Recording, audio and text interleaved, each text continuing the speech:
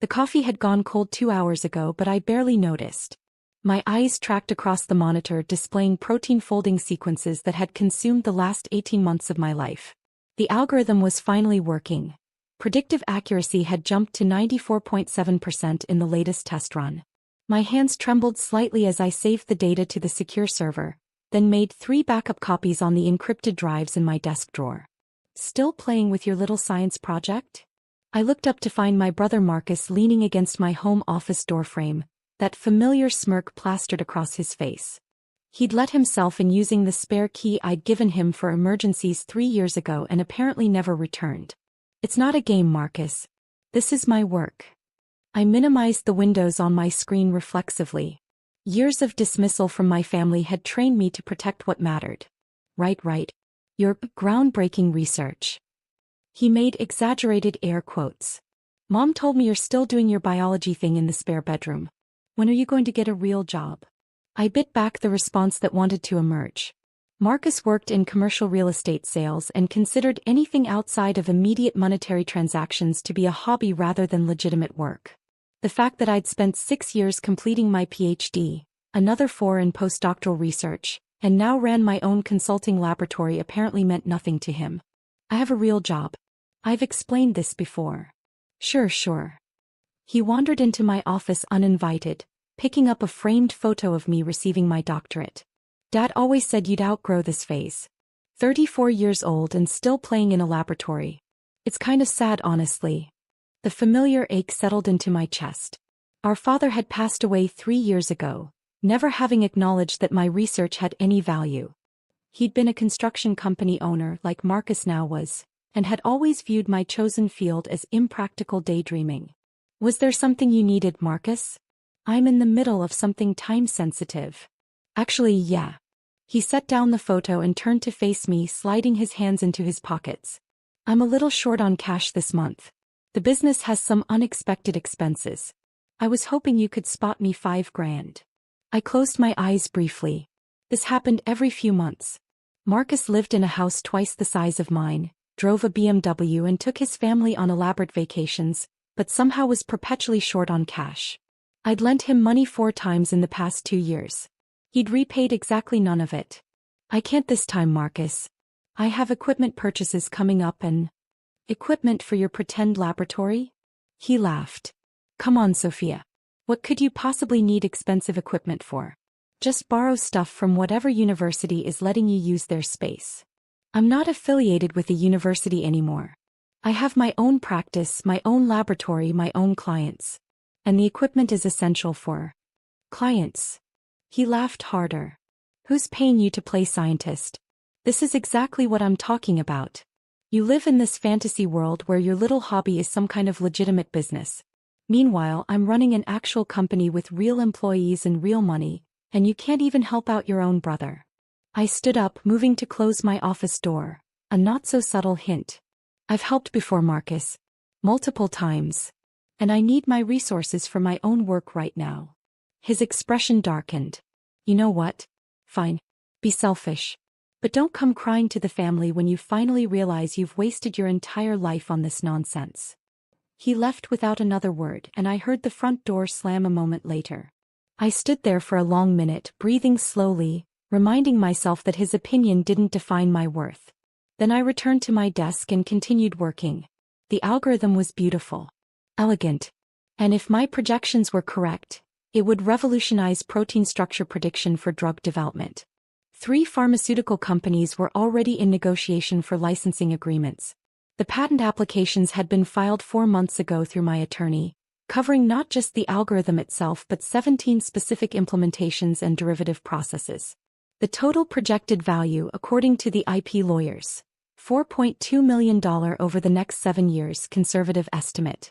But my family didn't know any of that. They never asked about my work in enough detail to learn about it.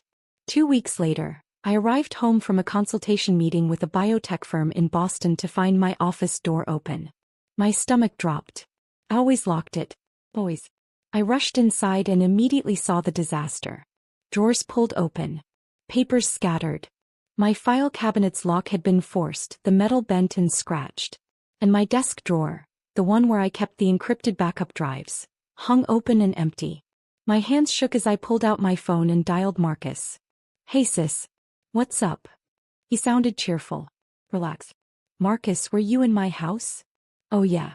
I stopped by yesterday. Used my key. You weren't home. Why were you in my office?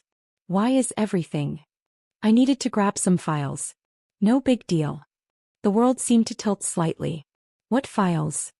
"Those research things you had. The drives with all your data on them. And some of the papers from your file cabinet." I couldn't breathe properly. "Marcus, what did you do with them?" "Sold them actually. You won't believe it. I found this guy online who buys technical data. Industrial research stuff. He paid me $8,000 cash. I know it's not much, but I figured since you weren't using them for anything real, it was just sitting there collecting dust. Consider it repayment for all those times you couldn't help me out." The phone nearly slipped from my hand. "You sold my research files? My encrypted drives?" "Yeah, the guy said he works with overseas companies that need technical documentation for their development projects. He seemed legit, had a whole website and everything. Anyway, I thought you'd be happy. I got way more than I expected for some random biology notes. The guy said most of it was probably useless, but he'd pay for the drives anyway." "Marcus." My voice came out strangled. "Those weren't random notes. That was 18 months of proprietary research. Patent-protected algorithms.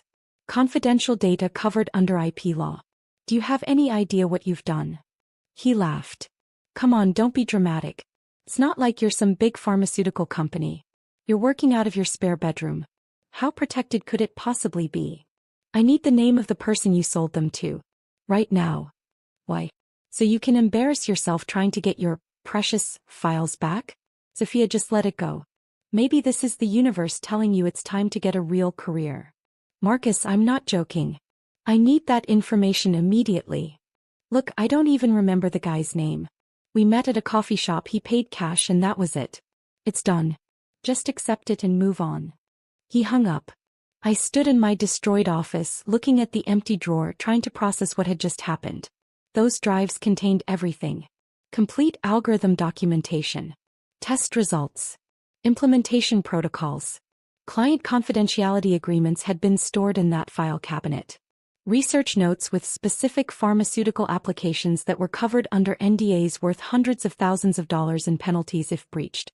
And Marcus had sold them to some random person on the internet for $8,000. I pulled up my contacts and made 3 calls. First, to Rachel Kim, my intellectual property attorney. Then to David Chin, head of my patent enforcement team. Finally, to Special Agent Jennifer Morrison at the FBI's Cybercrimes Division. I'd worked with her office 2 years ago when a competitor had attempted to hack my servers. All 3 had the same reaction. Immediate alarm followed by rapid-fire questions. "Do not discuss this with anyone else," Rachel said firmly. "Not family, not friends. We're treating this as industrial espionage and IP theft. I'm filing emergency injunctions tonight." "I'm tracing the sale right now," Agent Morrison said. "If he met in person, there might be security footage. But Sophia, your brother may have committed several federal crimes. You understand that?" "I understand. This could result in criminal charges. Prison time. Are you prepared for that?" I looked at the empty drawer again. 18 months of work. Multiple client NDAs breached. $4.2 million in patent-protected intellectual property sold for $8,000 cash. Yes. I'm prepared. The next 3 days were a whirlwind. Rachel filed emergency protective orders with the patent office.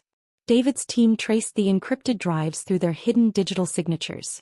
Even though Marcus had physically stolen them, they had tracking firmware that pinged whenever powered on. Agent Morrison's team identified the buyer through coffee shop security footage. A known industrial espionage broker who specialized in selling corporate secrets to overseas manufacturers. They arrested him 48 hours after Marcus made the sale. He rolled immediately, providing documentation of the entire transaction in exchange for a reduced sentence, which meant they had detailed evidence of exactly what Marcus had stolen and sold. I didn't tell my family any of this. I went about my normal routine. I responded to Marcus's texts about getting over it with brief, non-committal replies.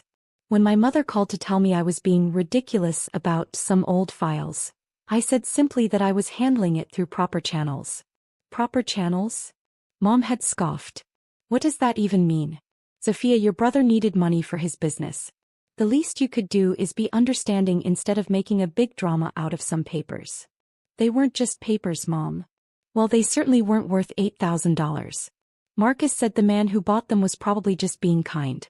You should be grateful your research had any value at all. I'd ended that conversation quickly. On day 4, Agent Morrison called. We have enough for arrest warrants. Federal charges: theft of intellectual property, interstate transport of stolen property, conspiracy to commit wire fraud, and violation of the Economic Espionage Act. The U.S. Attorney's Office is ready to proceed. Do you want to be present when we make the arrest? Where will you arrest him? He's scheduled to be at your mother's house tomorrow evening for dinner. We were planning to make the arrest there. Perfect timing, I thought. The whole family would be present. Yes. I'd like to be there. I arrived at my mother's house at 6:30 the following evening just as planned. My sister Jenna's car was already in the driveway, along with Marcus's BMW and my Uncle Tom's truck. A regular family dinner just like the dozens we'd had over the years. Mom opened the door with a surprised smile. Sophia, I didn't know you were coming. How wonderful. Maybe you and Marcus can finally work out this silly argument about those files. Maybe, I said neutrally, stepping inside. The family was gathered in the living room. Marcus sat on the couch next to his wife, looking relaxed and confident. Jenna was scrolling through her phone while her husband chatted with Uncle Tom about football scores. Mom bustled back toward the kitchen, calling over her shoulder about dinner being ready in 15 minutes. Hey, Sophia. Marcus gave me that familiar smirk. Glad you decided to stop being childish about this whole thing. I actually did you a favor, you know. $8,000 for some old research notes? That's probably more than you'd ever make from them anyway. I sat down in the armchair across from him. You think so? I know so. Come on, be realistic. You're not exactly working for a major corporation. How much could your patents possibly be worth? He actually made air quotes again. The guy I sold them to probably just resold them for parts or something. It's not like there was anything actually valuable there. Jenna looked up from her phone. Wait, you're still upset about that? Marcus, I thought you said she was over it. I thought she was.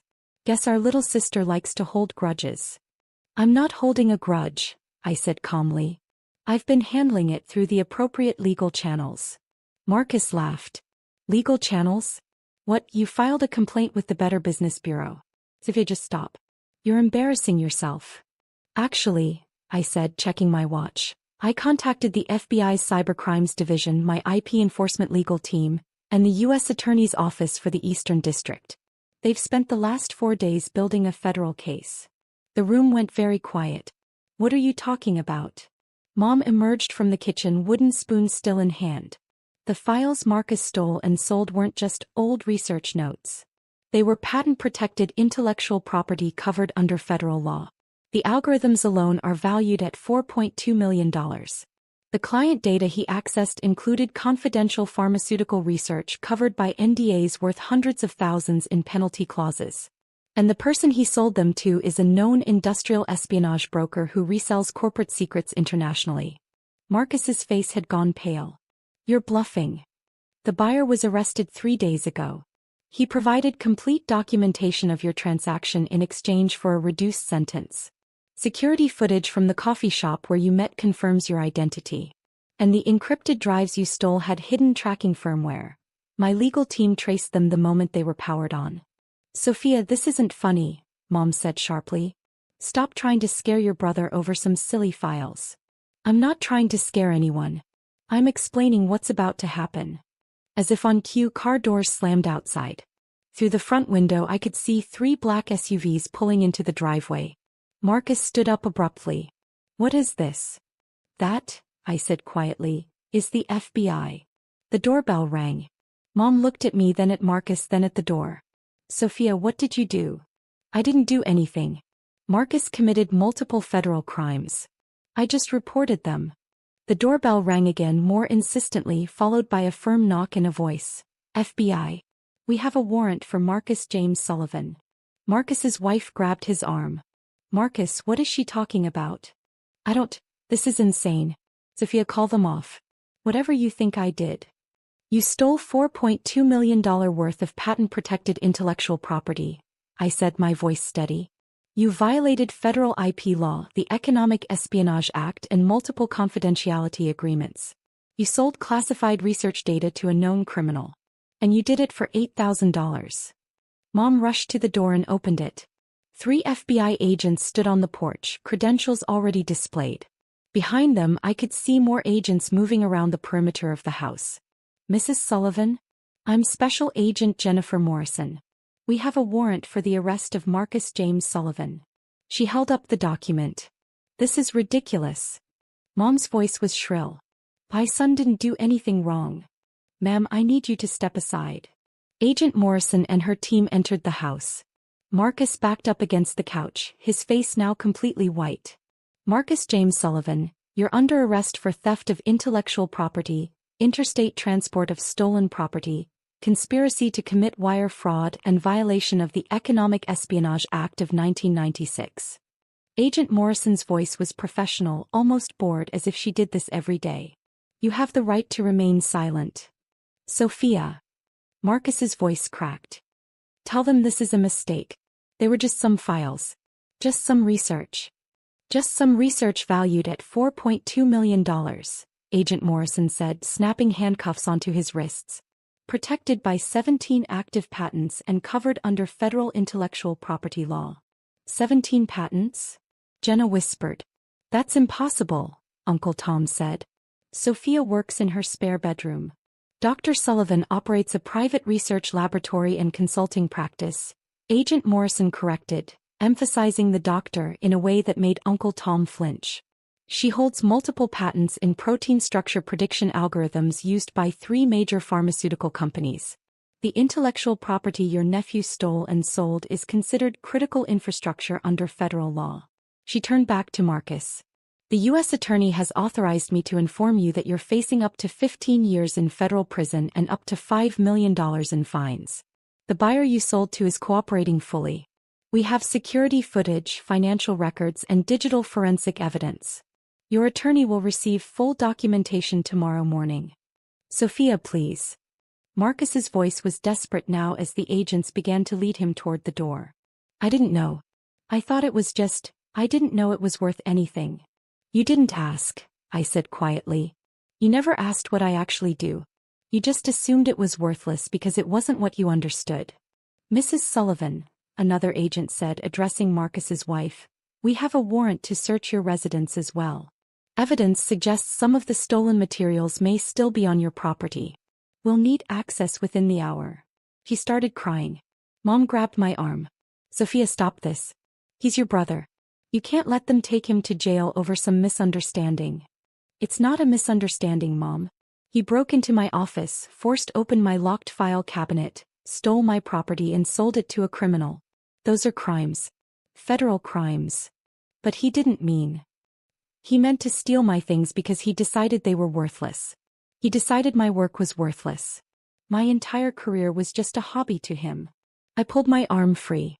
I gave him every opportunity to take me seriously. All of you. For years. The agents were at the door now, Marcus in handcuffs between them. He looked back at me one last time. I'm sorry. I'm so sorry.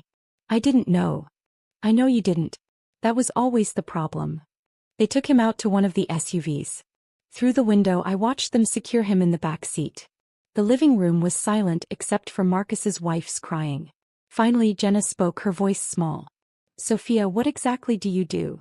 I develop protein structure prediction algorithms for pharmaceutical applications. I consult with biotech firms on drug development processes. I hold 17 active patents with 8 more pending. I have contracts with 3 Fortune 500 pharmaceutical companies and 2 major research universities. But you work from home, Uncle Tom said weakly. I work from a private laboratory facility I built in my home, yes. The overhead is lower, which means I keep more of the consulting fees. Last year I grossed $840,000 in revenue. Mom sat down heavily on the couch. 800. The research Marcus stole represents about 5 years of that projected revenue. The NDAs he violated when he accessed my client files could result in additional lawsuit settlements totaling another $1 million in penalties. I'll likely recover some of that through civil court, but the damage to my professional reputation is harder to quantify. Agent Morrison had stayed behind while her colleagues left with Marcus. Dr. Sullivan, we'll need you to come to the field office tomorrow to provide a full statement.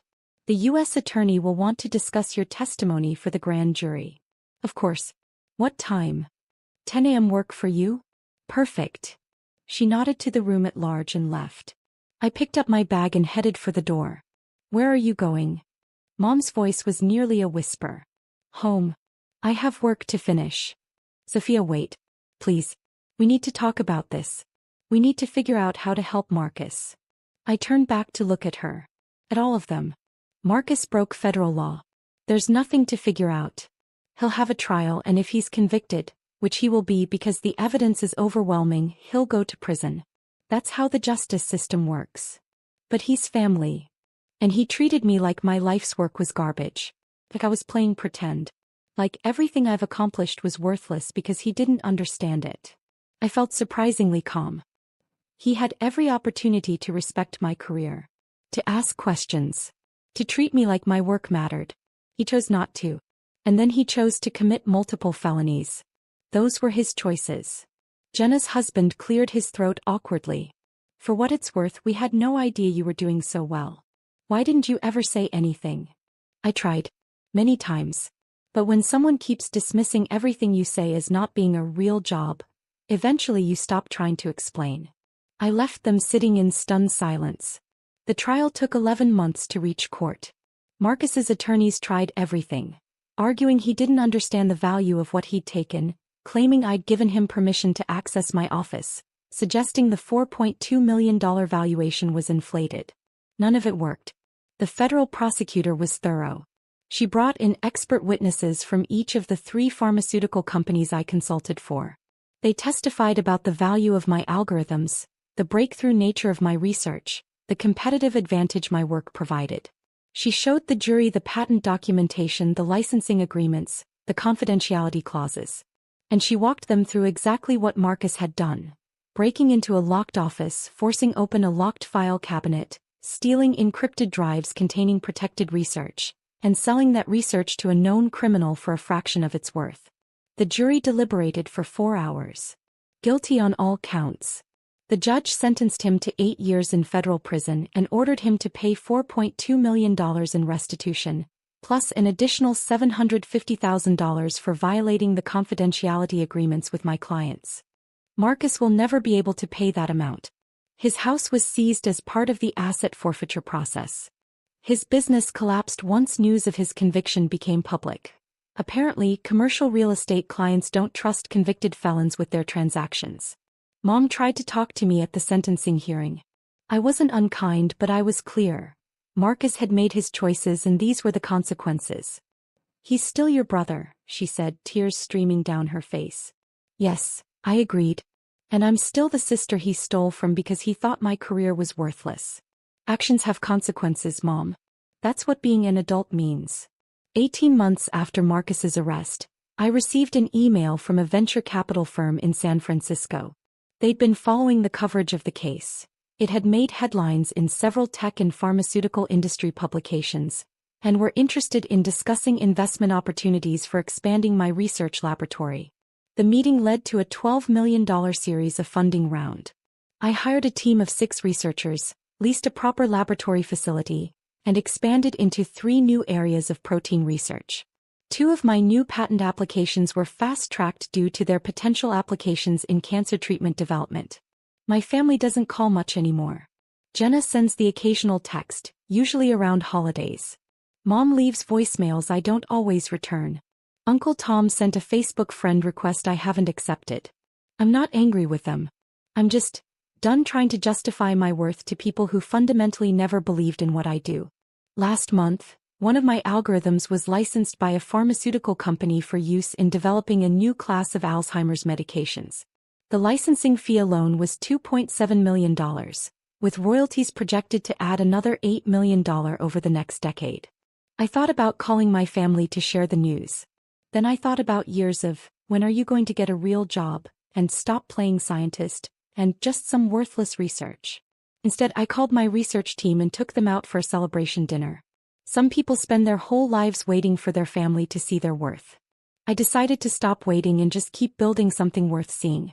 Marcus will be eligible for parole in 6 years. His attorney contacts mine periodically to discuss the restitution payments he'll owe when he's released. The $4.95 million judgment isn't going away. It will follow him for the rest of his life. Sometimes I wonder if he finally understands what he stole. If he's realized that his worthless research comments were about work that's now generating millions in revenue and potentially saving lives. But mostly I just focus on my work. The proteins don't care about family drama. The algorithms don't need validation from people who can't understand them. The science just works. And that's enough. My office door has a new lock now. Biometric with remote monitoring. The file cabinets are fireproof and digitally secured. My backup systems are redundant and encrypted with military-grade security protocols. And I had the spare key to my house changed. Fool me once, as they say. I'm not bitter. I'm just careful. And successful.